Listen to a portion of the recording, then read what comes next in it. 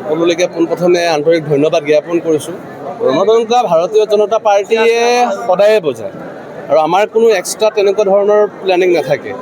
ভাৰতীয় জনতা পাৰ্টী 24টা ঘণ্টা এটা এক্টিভ সামাজিক সক্ৰিয় সংগঠন হিচাপে আমি সদায় ৰাইজৰ মাজত আছোঁ আৰু এইবাৰ আপোনালোকক আমি আজিৰ এই মঞ্চৰ পৰা প্ৰতিশ্ৰুতি দিব বিচাৰিছোঁ 2021 চনৰ যিটো ভোটাৰ পেটাৰ্ণ আছিলে, যিটো পাৰ্চেণ্টেজ পাইছিলে লামডিং সমষ্টিৰ বিধায়কে বিজেপি এইবাৰ বেছি পাব। এইখিনিয়ে ক'বলগীয়া আছে। ভাবিব পাৰে সময় সমাগত আৰু সময়তো নাই। হয়, আমি ভাৰতীয় জনতা যুৱ মৰ্চাই গোটেই অসমজুৰি 126টা সমষ্টিতে ভাৰতীয় জনতা যুৱ মৰ্চাৰ নেতৃত্বত আমি যুৱ সন্মিলন আয়োজিত কৰিছোঁ। তাৰে মাজত আজি আমি লামডিং জিলাত হোজাই জিলাৰ লামডিং সমষ্টিত আমি যুৱ সন্মিলন অনুষ্ঠিত কৰিলোঁ। আপোনালোকে দেখা পাইছে যে যুৱ সন্মিলনৰ আমাৰ বিশেষত্ব এইটোৱে যে আমাৰ নতুন ভোটাৰৰ পৰা আদি কৰি 100% যুৱক যুৱতীৰ উপস্থিতিত হৈছে।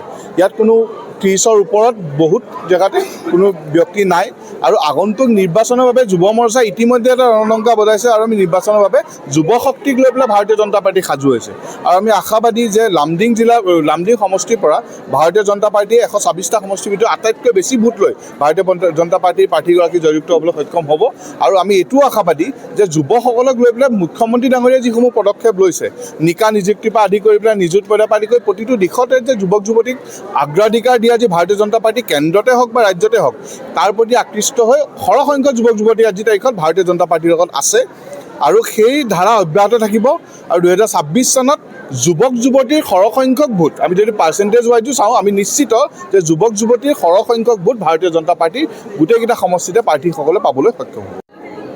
এতিয়া ভাৰতীয় জনতা পাৰ্টী কেতিয়াও নিৰ্বাচন কেন্দ্ৰিক ৰাজনৈতিক দল নহয়।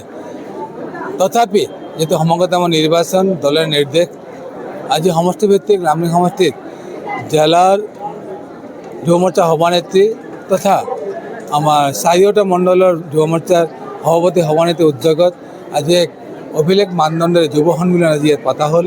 কমেও 1000ৰো অধিক যুৱক যুৱতী সমগ্ৰ লামডিংবাসী লামডিঙৰ পৰা ইয়াত উপস্থিত হৈছে আৰু বিশেষকৈ আমাৰ যুৱ শক্তি ৰাষ্ট্ৰশক্তি বুলি কোৱা হয়। সেইকাৰণে তেওঁলোকক আহ্বান কৰা হ'ল আমাৰ ৰাষ্ট্ৰ আমাৰ ৰাজ্য 2014-2016 আগত কি স্থিতি আছিল আৰু বৰ্তমান কি স্থিতি।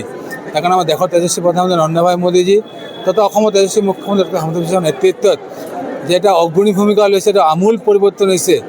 সেয়েহে অলপ উঠি অহা প্ৰজন্মক অৱগত কৰা হ'ল আৰু আমি আশাবাদী যুৱক যুৱতীৰ যোগেদি অহা দিনত ৰাষ্ট্ৰ ৰাজ্য সমষ্টি আৰু এটা ভাল এটা পৰিৱেশ আমি নিৰ্মাণ কৰিব পাৰিম বুলি আমাৰ